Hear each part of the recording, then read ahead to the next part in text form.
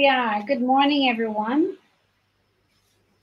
And welcome to our first session of the day. So this session is Impacts number 2, Carbon Footprint. And we have Karine Barbier with us. Hello. From CNRS, the French National Center for Scientific Research, and CIRED, which is the International Center for the Research on Environment and Development. And Karine today will be talking about carbon footprint mitigation on the food system in France. To what extent fossil fuels and transportation matter? So welcome, Karine. And I'm very happy to have you here. The floor is yours. Okay, thank you very much, Hannah, and hello to everybody. Nice to meet you virtually.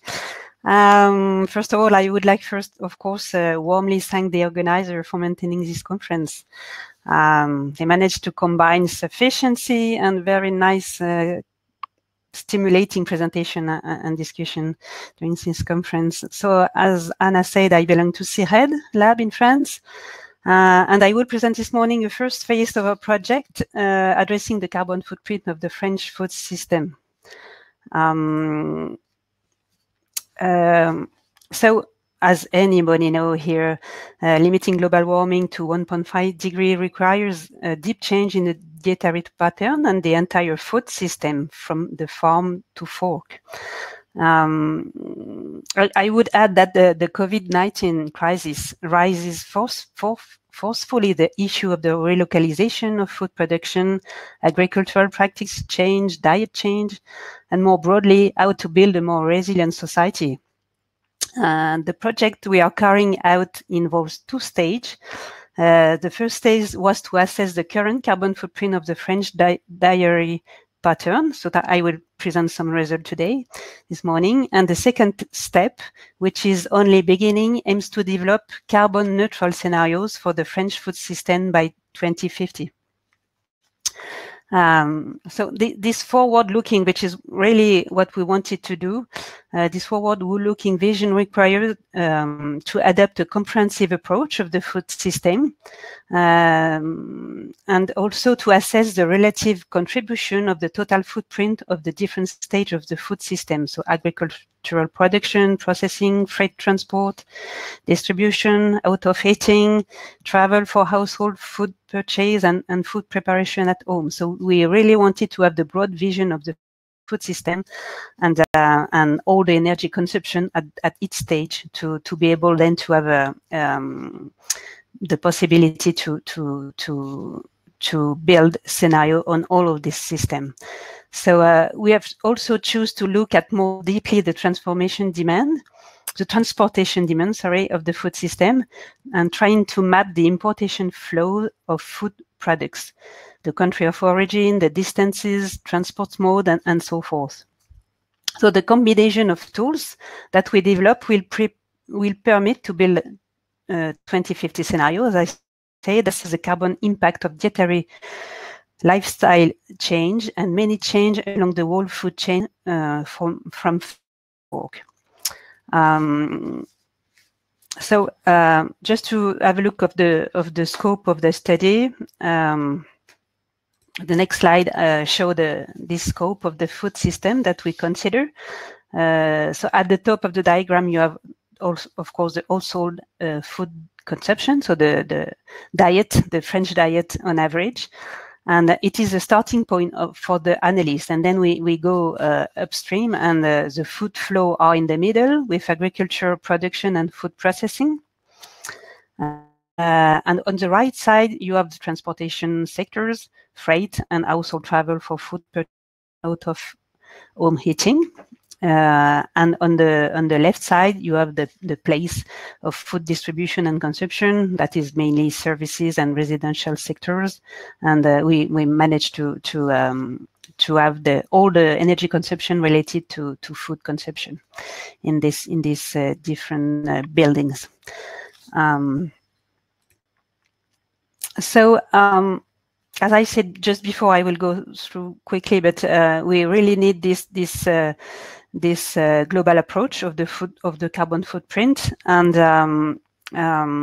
so this approach is based on a process of disaggregation and allocation of food volumes and energy consumption. So it's alternative approach from life cycle analysis, as you understand. And we really start from various databases. We had to harmonize various databases, international and national sectoral database at each stage of the food system, and so it was the only possibility to then to have models and tools to make a forward-looking vision afterwards and to build scenario. So let's go to the main result of this first step project.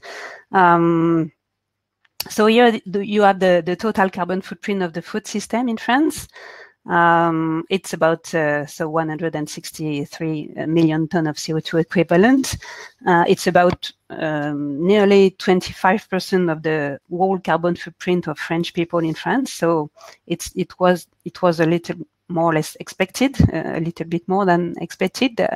But as you see, if you see the yellow segment on the left hand side, you can see that the 2/3 of the emission come from agricultural production, and so it was also more or less expected. So you have the large ring it's all about the sectors and the proportion of the different sectors involved in the food system, and the small ring inside is about the greenhouse gas. So you can see that for agricultural stage, you have of course CO2 at the bottom, but you have also methane and nitrous oxide. So you have the three greenhouse gas, and then you have the other the 3/3 part with the other sector. But what I wanted to stress here is that even if the agricultural production is 2/3 of the emission, CO2 is half of the total amount of the carbon footprint. So it is the red arrow on the right side, and the light green segment.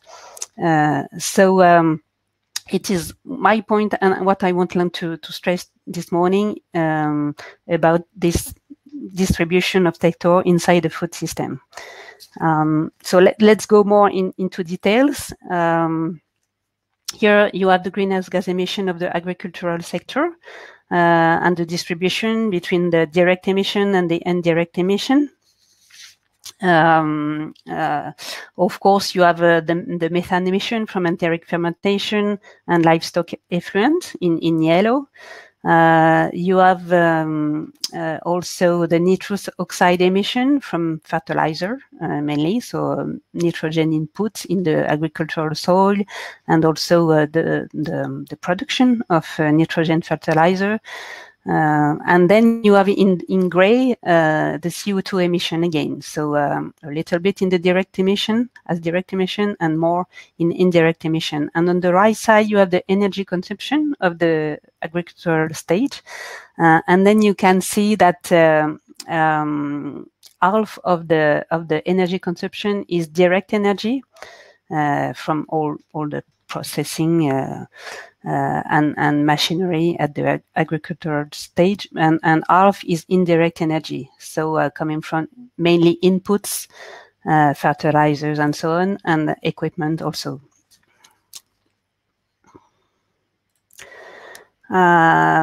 Another side about the agricultural stage, you can see here the agricultural area in France. It's about 28 million of hectares. So on the left, you have the land use in France. So of course, you have cultural, cereals, oilseed, and you have also grassland, and you can see all the distribution of this agricultural area. But on the right, you have the area needed to feed. So we managed to reallocate those land to the food consumption and to the diet in France. And these 26 million hectares are in France or abroad, because we take into account importation, of course. So it's a little bit the same area, 26 million versus 28. But as you see, milk and meat are very important. So livestock and animal feed require about 80% of the agricultural area. But as you know, of course, we don't eat we don't eat so much meat, and only 1/3 of the diet consists in animal products. So of course, you have the importance of the animal feed in this land use. Let's go now to the energy footprint, because it was my point for this presentation.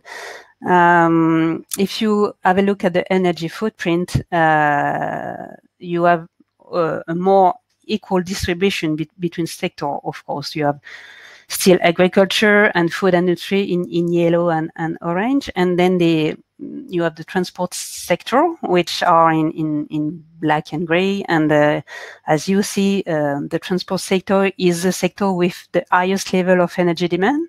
And the bulk of the energy demand comes from freight transportation, which is about 7 million tons of oil equivalent. And the household food shopping or out-of-home eating is a small part, with 2.7 million tons of oil equivalent.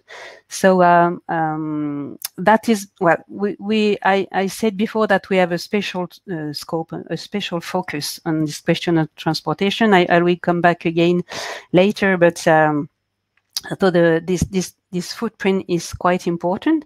If we have a look at the energy source, we can see that fuel for transportation accounts for 39% of the total energy footprint. Total natural gas for 27%. It's come from the production of fertilizer and agri-food industry mainly.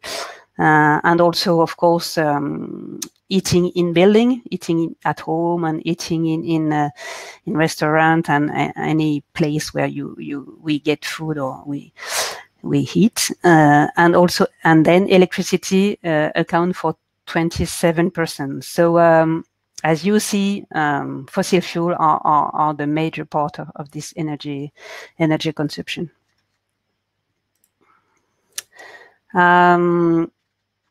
So very quickly, well, I don't go through this slide, but we have I have no time to present the methodology to assess food transport, freight transport, but of course we managed to map all the flow of transportation and identifying the country of origin with statistical FAO statistic, and the distance and the mode transport and so on. We carry out a model for that, and we also had already a model for household, so we can use it and try to isolate the trip for food purpose. So about concerning the freight transport, so we have many product category in the study. We have about 40 category of products. We present only about 15 in the diagram, but we can map all the freight traffic, in fact. And as you see, you have two main category for it was expected, but you have the gray segment on the left, which is animal feed, the transport for animal feed, which account for 1/3 of the total traffic. As you know, it's mainly oil cake, soybean cake, come from Brazil, but it represents only 19% of the CO2 emission, because there is a lot of maritime transport in it. So of course, the picture is different if we are looking at the traffic and when you're looking at the CO2 emission then. And then you have the second category, which is quite important. It's fruits and vegetables. They account for 1/4 of the total traffic and 31% of emission. So it's higher, much higher, because this category, well, the country of origin are mainly Europe, mainly Spain and Italy, and so it's road traffic mainly. So the carbon footprint it's quite high. Of course, we have all the detail of this impact of goods transportation.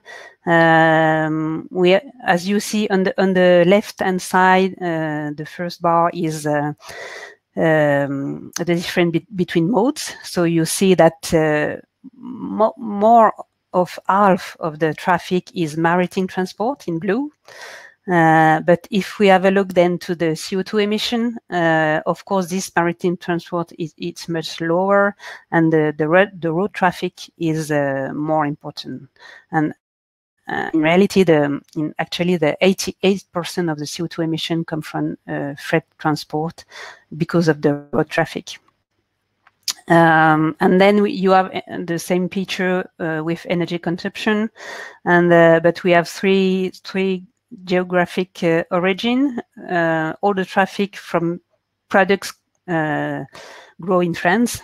So it's domestic production, it's mainly road traffic. And then you have the EU traffic, which is also mainly road traffic. And then the other port traffic from any other part of the world where you have road, of course, a little bit of train also, but maritime traffic and also air traffic, of course, which come from important at this stage. Okay, I have to go a little bit quicker. Here you have the household transport for food shopping and out-of-home heating. So you, as I say, we have a special modelization for that, and we try to separate purchase of people and out of eating. So to go to work or at work or at restaurant for leisure, and both are taking into account even pupils at school and so on. All the collective catering. But in France, as you know, private car is the main part of this traffic, and of course, gasoline and gasol is the main energy consumption for that. Just a small look, because we try to know the footprint of a meal at home and the footprint of meal taking out of home. So well, it was not so easy to have this kind of assessment, but we think that probably about the out-of-home meal emits about twice as many greenhouse gas emission of a meal at home. It's mainly because of the buildings. You have a special building. You have to eat buildings, and you have also cooking and so on. So it seems that it's worse to eat outside than inside home. Okay, let's go to the conclusion of this presentation. Of course, well, the main lesson was a little bit expected, but I think it's quite important to say that of course, as everybody knows, decreasing animal-based product consumption is a key lever for reducing food carbon footprint. It will decrease methane emission, mainly freight transport for animal feed, and will make available agricultural land for alternative production. So, of course, it this question of diet change is absolutely crucial. But I would like to stress also that the main greenhouse gas emission related to food are CO2 emission, and we have to keep in mind that it's half of the emission, as I said before. It's about 46%. So we have also to think of how we can mitigate those emissions. It's derived from energy consumption at different stage of the food system. So it's many small energy consumption we have to look at and try to mitigate. Reducing energy demand is therefore an essential step of greenhouse gas emission reduction strategy. So for this conference, sufficiency and energy efficiency have really a key role in that. As you see, the second highest greenhouse gas emitter sector is the transport sector, freight and household purchase or out of home eats. And we have to look at that more deeply.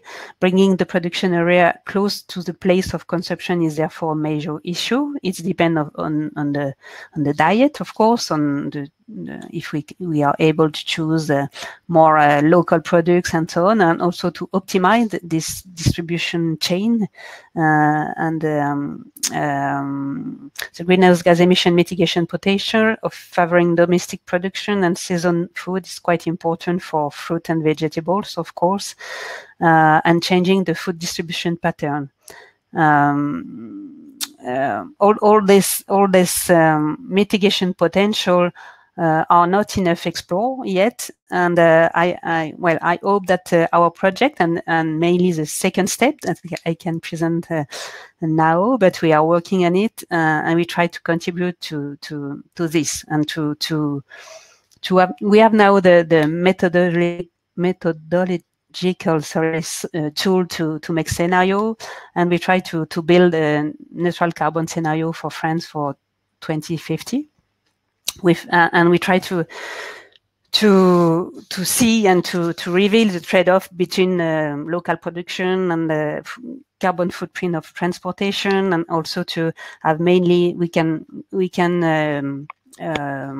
choose mainly a lot of hypotheses at each stage of the food system. Of course, technological progress, but also sufficiency, behavior, and how to decrease waste and so on. So we really try to build 6 or 7 scenarios for France and try to see the trade-off, and it depends, of course, of the diet and the diet of the population.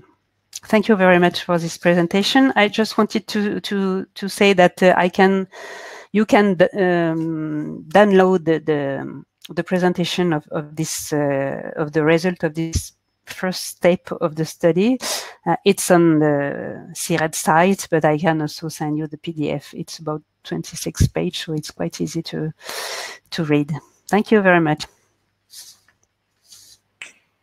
Thank you for such an insightful presentation. We have quite a lot of questions, and that's great because our next presentation was canceled. So we have some time for addressing these questions. So first, we got a question from Susan. What is the average French diet? Is it similar to a Mediterranean diet? Does it vary with age? Is vegetarianism becoming more popular?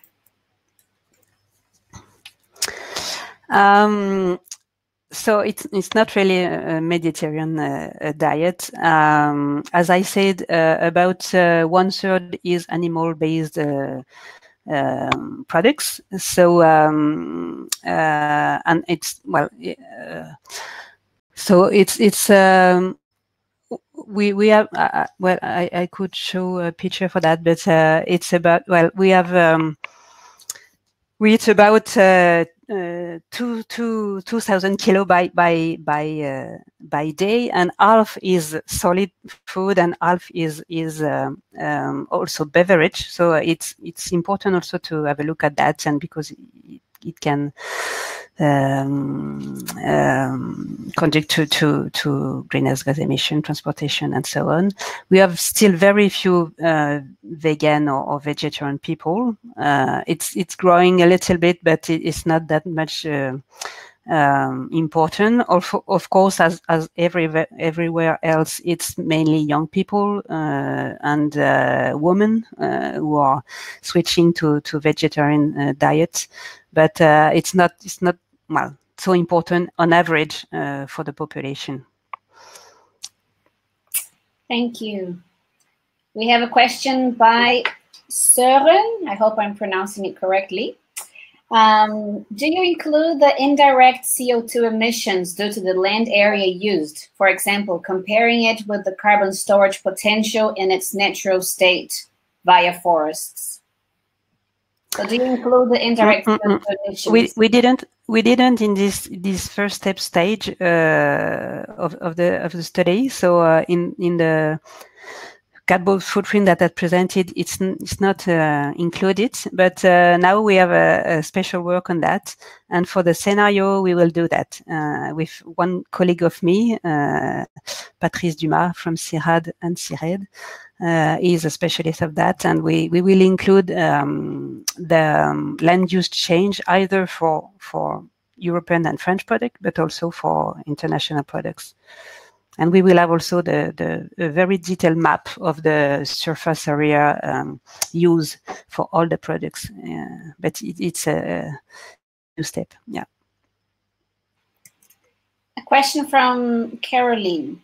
Do you know to what extent farmers are included in debates about changing farming practices to reduce CO2 emissions? And to what extent the French public accepts diet changes?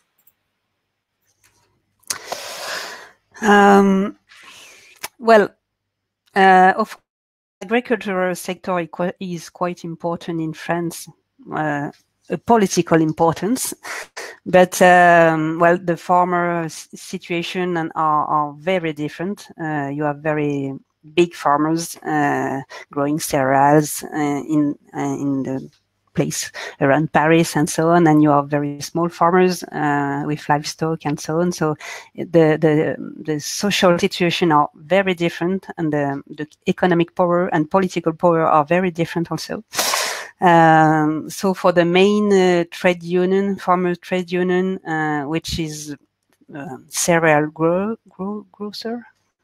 I don't know, farmers anyway, they don't want to change anything. And they are very powerful in France and also at the European level.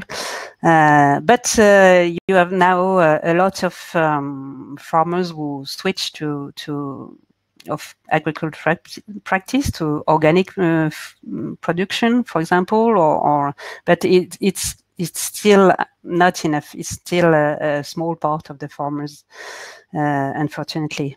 About the diet change, as I say, it is,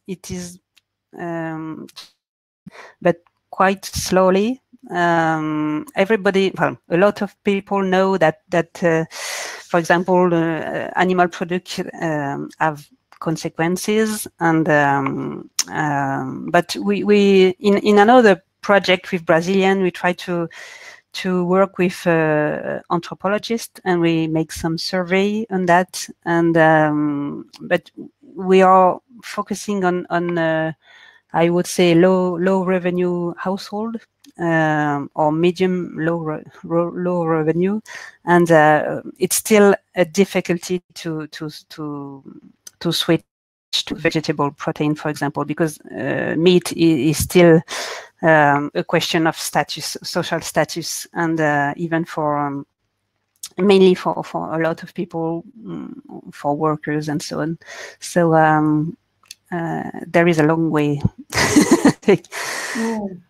Thank you. Question by Francisca. Do you know if the distribution of emissions is similar in neighboring European countries? I don't know, and I would be very interesting to see if there is same kind of study, made in other European countries, because this kind of global approach of the food system from farm to fork with all the sectors, as I understand, is not so common. And it's quite different from life cycle analysis, as I said before. So, and it's really based on physical flow. It's not economic through economic national matrix and so on. So, if you have similar study, I would love to know about that. That's great. And we can use the chat in our Discord channel to share similar studies. Another question from Certain. Can you quantify the effect of so-called farmers' food boxes from local farmers which deliver to surrounding cities? Could you, oh yes, I see the question. We didn't do that because it's quite focused on delivers. But one of the partner made a previous study on this question of short distribution. I don't know the name in English, circuit court. But at this stage, as far as I know, the carbon footprint effect, the carbon footprint of transportation for this kind of distribution is not so low. And well, it depends of the organization of the distribution. In fact, if you have long distance supplies which have high energy demand, and you have all the other which are quite optimized, and as in the same manner for local supply, you can have a very high level of energy demand, and you can have a low. So if you have if municipalities and local authorities are not able to organize a little bit this local supply, of course the footprint is not so good, and the energy demand is quite important, because you have small light vehicles, and so well, we really have to work on that to mitigate those energy consumption. Thank you. A question from Grit. Do you think these results might be similar for other European countries? Similar to Francisca's question. Yeah, I think. I don't know. I don't know. We can go to the next one from Andres. According to your investigation, is it possible to conclude that definitely human common diet should change to reduce the carbon footprint? For example, a mix of vegan and local consumption without monoculture would be desirable? Yes, I do. Yes, I do. Of course, definitely. It's not possible to have a neutral carbon system, economy, society in 2050 without diet change. It's just not possible. We do have to change, and we have to decrease a lot meat consumption and so on. Well, the question is, do we have to all be vegan or vegetarian? We don't think so. Well, maybe it's a French perspective, because well, nobody wants to get rid of any cows in France, and to have forests instead of grassland. But really, we have to decrease by 2, by 4 this kind of products, animal-based products, and local production is also very important. As you see, fruit and vegetables are a huge part in the carbon footprint of transportation, and the production should be very low. We have not the details exactly at the agricultural stage, but if you of course have a look at the fruit and vegetable carbon footprint, the transportation is much more than a quarter of the carbon footprint, because the grow doesn't consume energy, and instead you have greenhouse production. But transportation is the main part of the carbon footprint, I think. So we really have to relocalize this production, and so we have to eat season food. So we don't have to we have to get rid of tomatoes and cucumbers in the winter, or or any strawberries and so on, of course, and it's quite important, and it's not only a diet but also cook practice we have to change, in fact. Thank you. A question from Christopher. Is there also a measurement to quantify the transportation impact of lost or wasted food as a percentage of biotrash?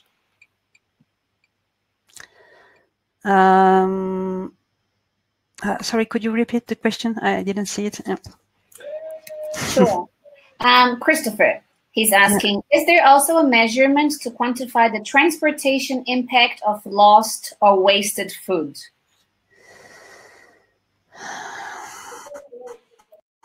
Well, I don't know. We didn't. I don't know how we could do that. As in our study, as we said, we have all the food flow from the agricultural production to the consumption of the household. So of course the waste and the loss are taking into account in the chain, in the food chain. But we should, to do that, we should to have the distinction between the different steps, and to say, of course, there is a part of the loss and the waste in the field, and then at the transformation step and so on. And we didn't do that, but and also it's quite difficult. We have a transportation survey in France on goods, but we have about 40 products. It's what we try to use that, but it's quite too difficult to know the status of transformation of the products. So we have the traffic, but it's difficult to know if it's rough products or if it's transformed products, and so on, and we don't have the detail of that. So I think it won't be possible to have this detail on transportation and the impact of waste and loss in the transportation because of the survey, in fact. Thank you. Question by Sebastian. Is there a specific food type for which transported goods appear to have higher emissions than local food?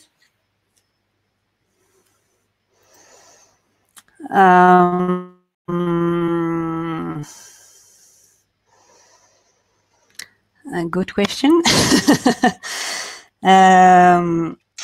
Of course. Well, first of all the food cannot be grown at local level. I think so. Well, I think some food like vegetables or fruits or this kind of food are easy to grow close to the city. If we want to grow cereals, if we want to even have livestock and so on, of course the area has to be larger. And then so you really have to have a different look at all category of products for that, and to see how long could be the transportation. And then of course if you have how can I say, high density of production. You can use other mode than road. You can use train, or you can use maybe river transportation. I don't know if we say that, but so it also can be a difference on the transportation and the carbon footprint of each mode. And then the third point is about the level of transformation. We are mapping at the moment all the flow come from importation, and as we see that if more the products are transformed, more they travel. In fact, so for example, we have orange from Spain and mainly, or Morocco and so on. But if the juice, the orange juice, come from Brazil. Fresh or concentrated juice. So, and I think it's also the situation inside Europe. When you have a very high level of transformation, you have a lot of travel. So it could be also a way to have a look of that, and how to relocalize some of production, but also transformation sites.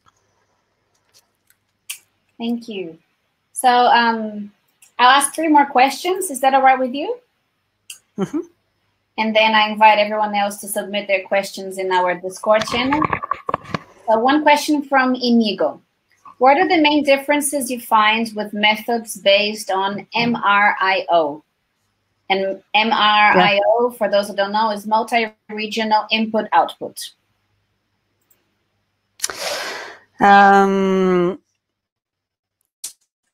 Well, MRIO, as far as I know, is mainly used with economic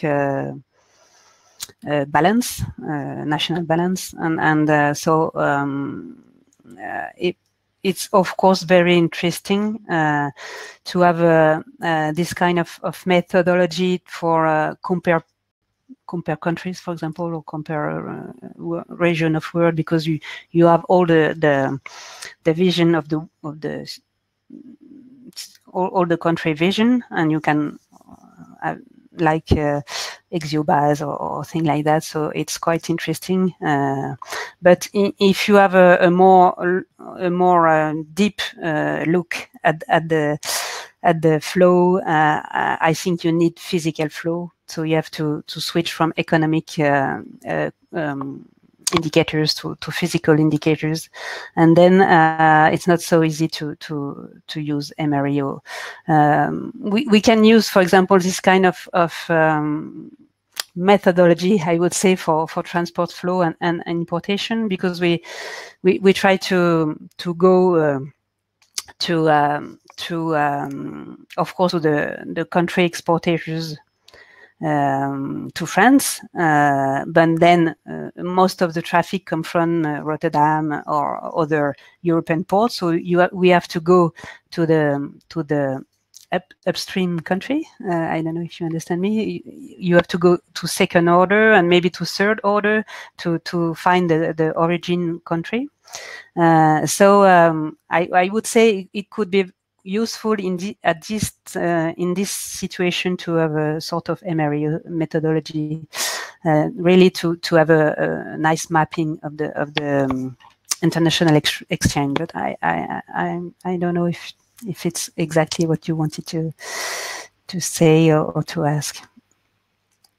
Well, I'm sure Inigo can make himself clear if there was not what he meant in the channel. So second last question, Anders, do you have any data on how much carbon is emitted through the import of food?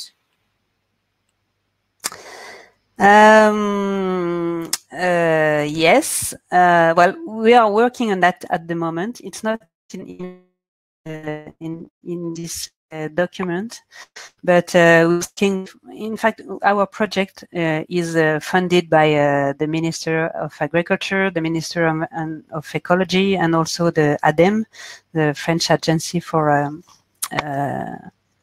Energy. energy mitigation. So we have several funding, and by now we are working on that, and we will have this result by 2 months, I think. So please contact me, and I will show you. I will send the document. We are working on a report for that, and it's well. I have not by now the exact result, but for transportation it's quite important, of course. We in France, I think we have about 1/4 of the products imported in our diet, but we will have the area, the agricultural area abroad, and it looks like that it is 1/2 of the agriculture area, but we have to fix that and to be sure of that. And of course, for transportation, it's also important. One last question from Daniela. In colder climates and with shorter cultivation growing seasons, how do you think we find the balance between reducing the reliance on animal products, eating more seasonably, and shifting the consumption primarily to local food systems?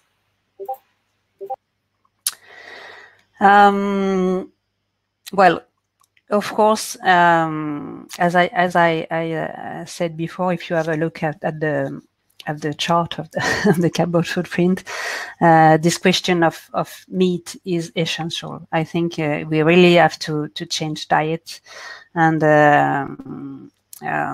switch to other, hopefully to plant-based protein and or poultry or things like that. But so I think it's really the first issue and the first key issue. And then as I say before, about local production, we really have to have a look category by category, what can be grow close to the consumption, to the consumer, and it's difficult to think of the trade-off. If we want to have a neutral carbon diet and food system, we have to action all the levers. All the levers has to be really action, and we will need all of them. We will have to change diet. We will have to have really seasoned food. In the document, you will see the import of fruits and vegetables from other country to France, and we see that of course in summertime products come from France, and in the other season products from then Spain and Italy, and then Morocco, and then when it's winter it comes from South Africa. So if you are if the time is well, it's depending of the months and how far you are from the real season, how long you have to travel. So it's quite important to see that also. You have some figures on that in the document. Well, Karine, thank you so much. It was a very interesting conversation, and it inspired a lot of interesting comments as well. We have 4 questions that haven't been addressed, so I'll just paste them in our Discord channel, and you can continue the discussion. And now, yes, we'll have 10 minutes to prepare for our keynote speech by Angela Druckmann. So thank you so much, Karine. It was a pleasure talking to you this morning. Thank you so much. Thank you to everybody. I will try to answer to the question on Discord. Bye-bye. Bye.